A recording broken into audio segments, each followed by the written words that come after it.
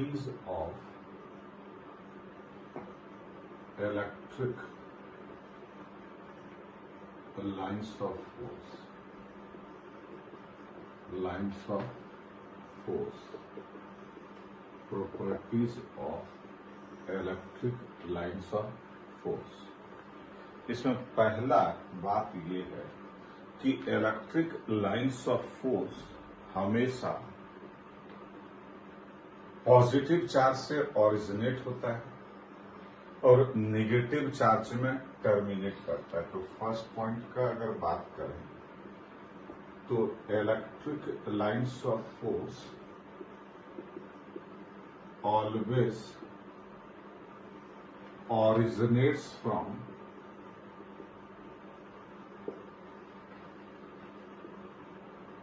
positive charge and terminate into the negative charge.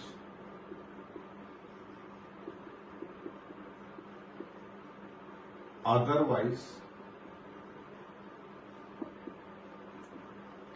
it will extend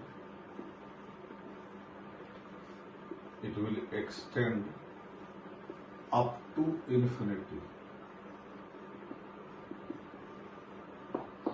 electric lines of force हमेशा positive charge से originate करता है और negative charge में terminate करता है। अदरवाइज अगर मान लीजिए नेगेटिव चार्ज नहीं मिला then it will extend up to infinity. कहने का मतलब ये है कि अगर हम यहाँ पर एक पॉजिटिव चार्ज कंसीडर करें और इस पॉजिटिव चार्ज के कारण इलेक्ट्रिक लाइंस ऑफ फोर्स को दिखाएं और ये माने कि इसके आसपास में कोई भी अदर चार्ज नहीं है तो इलेक्ट्रिक लाइंस ऑफ फोर्स इस ढंग से हम दिखा सकते हैं। और चूंकि पॉजिटिव चार्ज से ओरिजिनेट कर रहा है तो ऐसे हम शो कर सकते हैं। लेकिन अगर कोई मान लीजिए कि नेगेटिव चार्ज है यहाँ पर और यहाँ पर चूंकि नेगेटिव चार्ज है तो जितना भी इलेक्ट्रिक लाइंस ऑफ फोर्स होगा वो सारे इलेक्ट्रिक लाइंस ऑफ फोर्स इस नेगेटिव चार्ज में टर्मिनेट करेगा और इसको हम इस ढंग से दिखा सकते हैं कि सारा electric lines of force negative charge में टर्मिनेट कर रहा है। मतलब कि इलेक्ट्रिक लाइंस ऑफ फोर्स हमेशा पॉजिटिव चार्ज से ओरिजिनेट करता है और नेगेटिव चार्ज में टर्मिनेट करता है। अगर नेगेटिव चार्ज आसपास में नहीं है then this electric lines of force can extend up to infinity. पहला बात। दूसरा बात ये है कि इलेक्ट्रिक लाइंस ऑफ फोर्स जो है वो किसी चार्ज से कितना निकलेगा ऑब्वियस है कि ये इस बात पर डिपेंड करना चाहिए कि what is the magnitude of charge. और ये लॉजिकल बात है कि जितना ज्यादा चार्ज होगा उतना ही ज्यादा number of electric lines of force उस चार्ज से ओरिजिनेट करेगा या उस चार्ज में टर्मिनेट करेगा। मतलब दूसरा बात कर सकते हैं कि the number of electric lines of force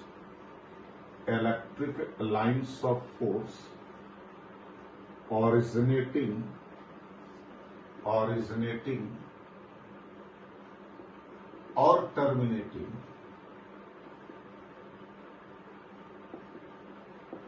into the charge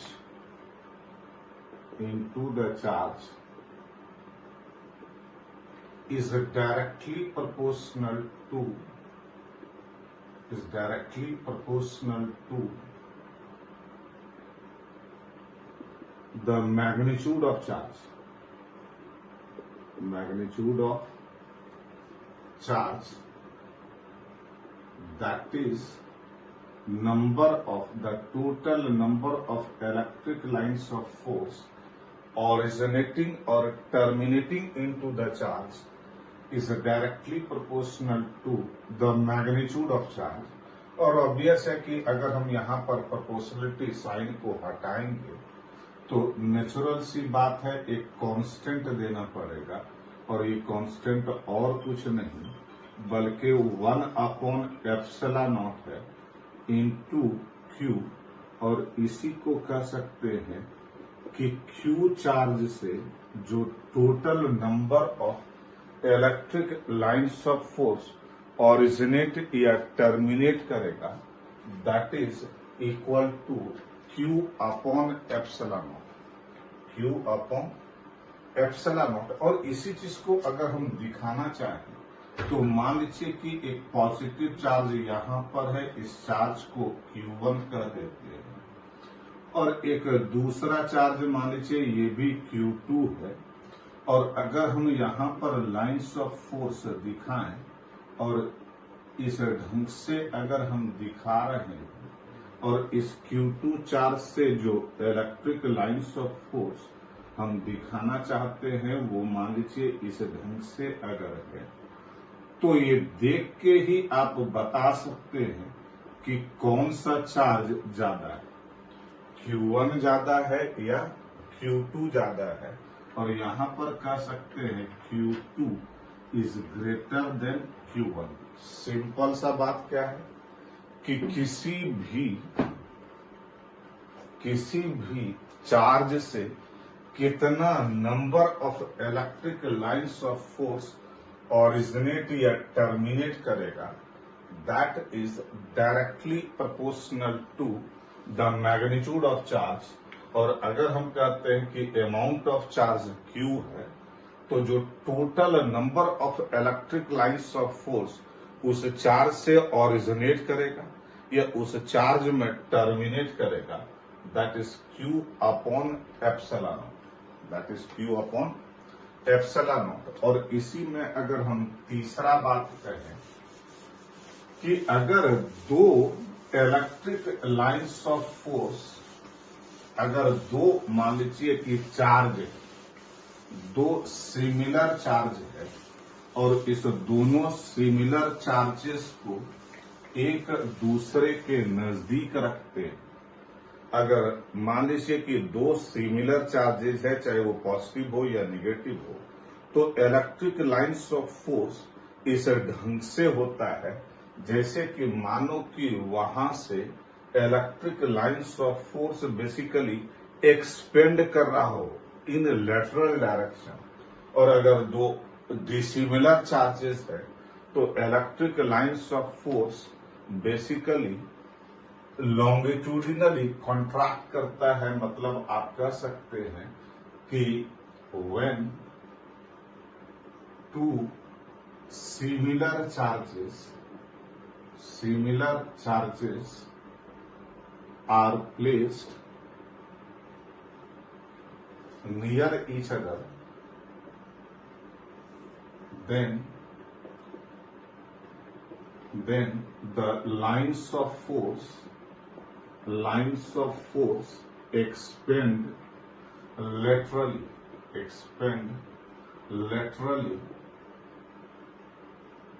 and when dissimilar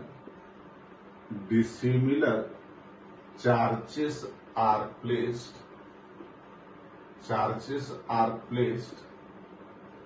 then they contract longitudinally,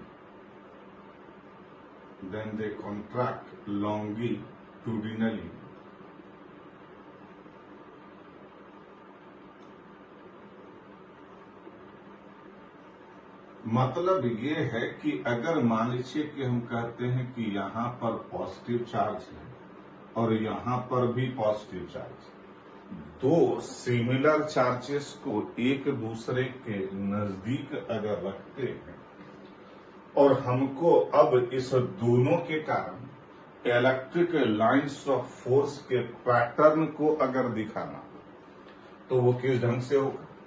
एक बात ये तो क्लियर है कि जो इलेक्ट्रिक लाइंस ऑफ फोर्स यहां से इधर निकला वो तो निकल गया, इसको कोई रोकने वाला है नहीं, लेकिन जो इलेक्ट्रिक लाइंस ऑफ फोर्स को सीधे सीधे इधर जाना था, लेकिन यहां पर चूंकि पॉजिटिव चार्ज है तो ड्यू टू रिपल्सन ये इस ढंग से चला जाएगा, और यही हाल इस चार्ज से निकलने वाले इलेक्ट्रिक लाइंस ऑफ फोर्स का होगा। इवन जिस लाइंस ऑफ फोर्स को इधर जाना था, लेकिन चूंकि पॉजिटिव चार्ज यहां पर है तो आप कह सकते हैं कि इस ढंग से लाइंस ऑफ फोर्स एक्सपेंड करेगा। लेकिन एक चीज और क्लियर है कि अगर दो सिमिलर चार्जेस को कुछ डिस्टेंस पर आप रखे हैं तो यहां से देख के भी लग रहा है कि इस दोनों चार्जेस के बीच ही कोई ऐसा पॉइंट होगा जहां पर कि नेट फील्ड जीरो होगा, क्योंकि उस जगह पर कोई इलेक्ट्रिक लाइंस ऑफ फोर्स को हम नहीं दिखा पा रहे।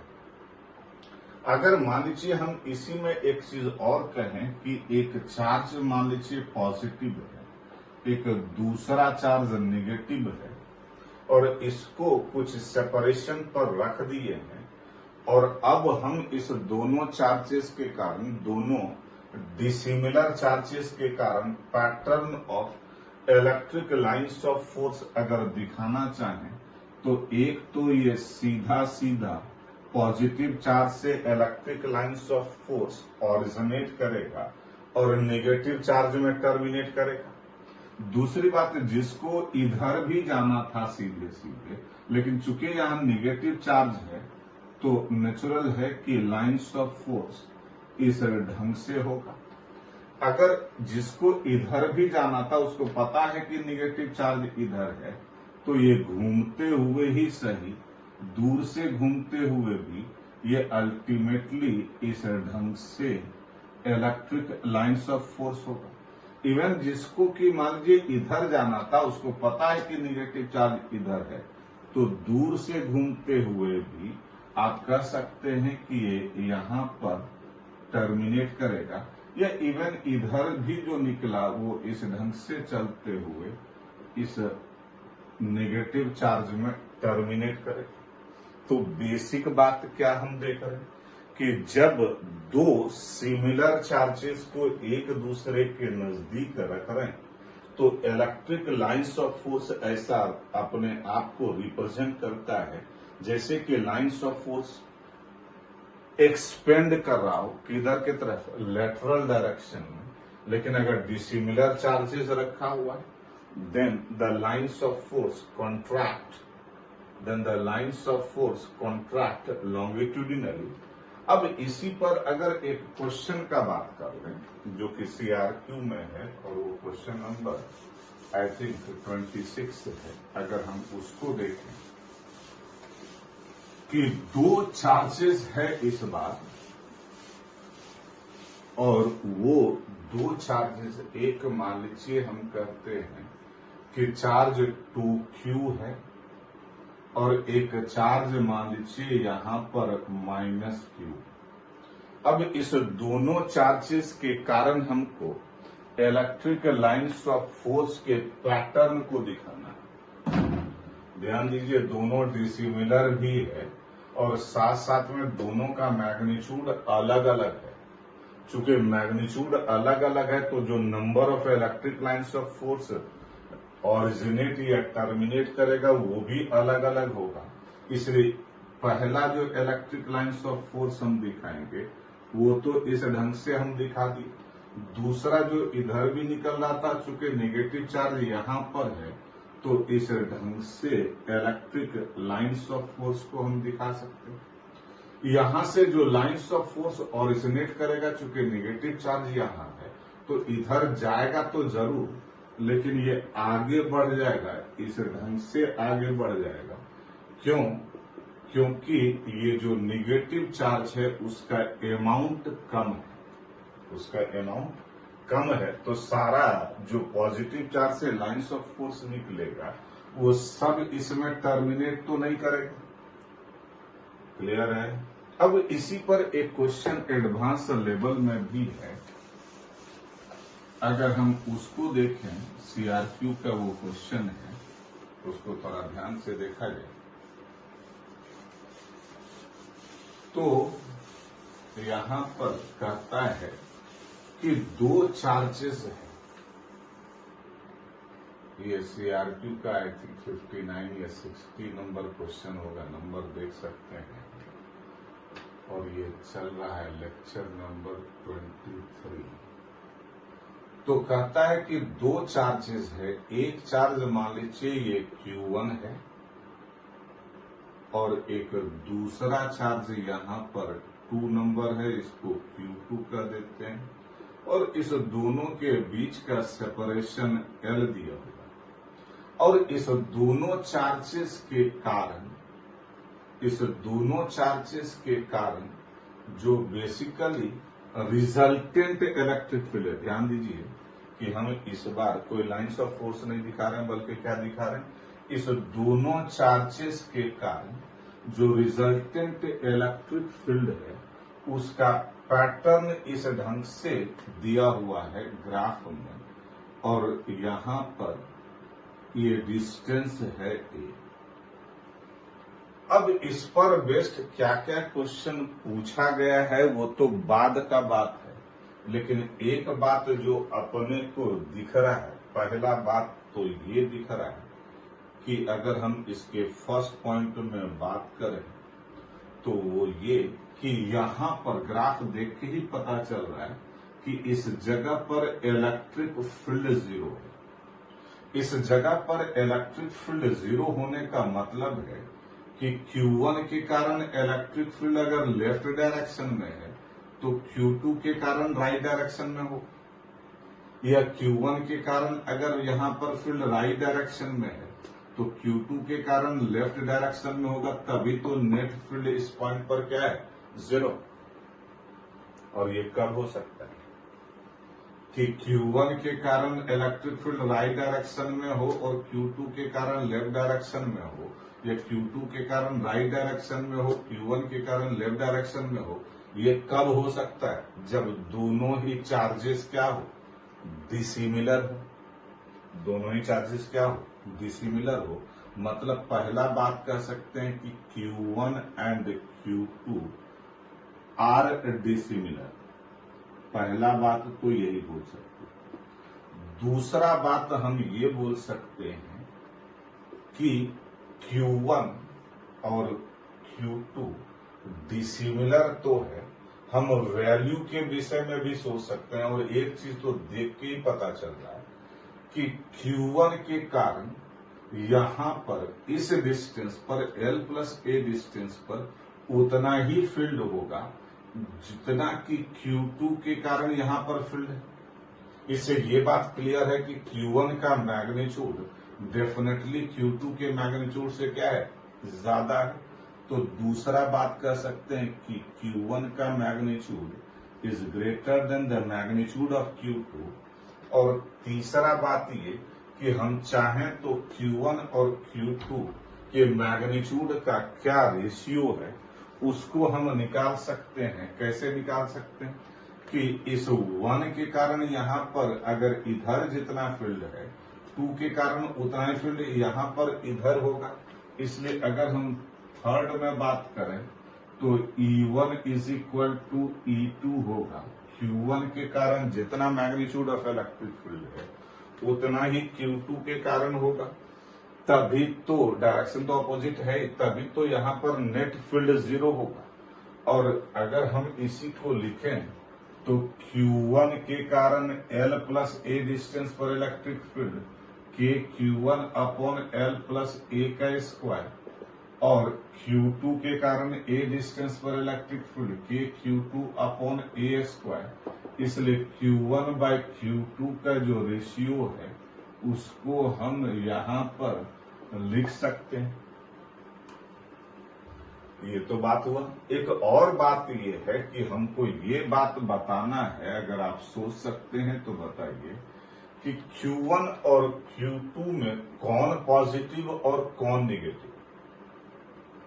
Q1 और Q2 में कौन पॉजिटिव और कौन निगेटिव, ये अगर हमको बताना हो तो ऐसे स्थिति में आप क्या बोल सकते हैं, विथ लॉजिक होना चाहिए।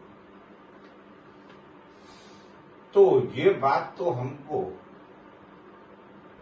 इलेक्ट्रिक फील्ड के पैटर्न को देख के ही पता चलेगा। एक चीज हमको दिख रहा है, यहां पर नेट फील्ड 0 है, मतलब Q1 के कारण जितना इलेक्ट्रिक फील्ड इधर है, Q2 के कारण उतना ही फील्ड इधर होगा, या उल्टा भी बोल सकते हैं। लेकिन हम एक चीज देख रहे हैं कि यहां पर फील्ड 0 है, लेकिन जैसे ही हम Q2 के तरफ बढ़ते हैं तो फील्ड तो है, लेकिन this field becomes a negative. Electric field एक वेक्टर क्वांटिटी है, और किसी भी वेक्टर क्वांटिटी के पॉजिटिव और निगेटिव होने का मतलब सिर्फ उसके डायरेक्शन से होता है। किसी भी वेक्टर क्वांटिटी के पॉजिटिव और निगेटिव होने का मतलब सिर्फ उसके डायरेक्शन से होता है, क्योंकि मैग्नीट्यूड तो हमेशा पॉजिटिव होता है। किसी भी वेक्टर क्वांटिटी का मैग्नीट्यूड तो हमेशा पॉजिटिव होता है, लेकिन उसके बाद भी कोई वेक्टर पॉजिटिव और निगेटिव अगर दिख रहा है, इसका मतलब है कि सिर्फ मतलब उसके डायरेक्शन से है। यहां पर आप देखिए कि Q1 और Q2 के कारण नेट फील्ड यहां 0 है, लेकिन जैसे जैसे हम Q2 के तरफ बढ़ रहे हैं वैसे वैसे फील्ड का मैग्नीट्यूड तो बढ़ रहा है, फील्ड का मैग्नीट्यूड तो बढ़ रहा है, लेकिन ये फील्ड है निगेटिव, फील्ड है नेगेटिव। नेगेटिव होने का मतलब है in the negative direction of x axis, मतलब कि टुवर्ड्स Q2, मतलब जैसे जैसे हम Q2 के तरफ बढ़ रहे हैं वैसे वैसे फील्ड टुवर्ड्स Q2 है, और ये फील्ड का मैग्नीट्यूड बढ़ता जा रहा है। इसका मतलब है कि Q2 हर हाल में नेगेटिव होगा, क्योंकि Q2 के एकदम पास आने पर फील्ड टेंड्स टू इन्फिनिटी, लेकिन वो भी इन्फिनिटी निगेटिव में है, मतलब टुवर्ड्स Q2 है, मतलब Q2 तो हर हाल में नेगेटिव चार्ज होगा, क्योंकि ये बात हम जानते हैं कि किसी पॉजिटिव चार्ज के कारण electric field is always directed away from the charge, लेकिन किसी निगेटिव चार्ज के कारण electric field is always directed towards the charge. मतलब कि जैसे जैसे हम Q2 के तरफ बढ़ रहे हैं इलेक्ट्रिक फील्ड टुवर्ड्स Q2 तो है, और मैग्नीट्यूड कंटिन्यूअसली बढ़ रहा है, मतलब कि Q2 हर हाल में निगेटिव होगा, और Q2 अगर निगेटिव हुआ तो Q1 ऑब्वियस है कि पॉजिटिव होगा। तो यहां पर हम बोल सकते हैं Q1 पॉजिटिव हुआ और Q2 क्या हुआ, नेगेटिव। एक चीज और हम कह सकते हैं कि हम देख रहे हैं कि यहां कहीं पर, और इस डिस्टेंस को मान लीजिए हम x कह देते हैं, यहां कहीं पर जो फील्ड है वो पॉजिटिव तो है, पॉजिटिव मतलब कि नेट फील्ड राइट डायरेक्शन में है, लेकिन ये फील्ड मैक्सिमम है, तो ये भी हम निकाल सकते हैं कि Q2 से कितने डिस्टेंस पर, मतलब what should be the value of x so that the field is maximum. तो नेचुरल है कि अगर हम बात करते हैं नेट फील्ड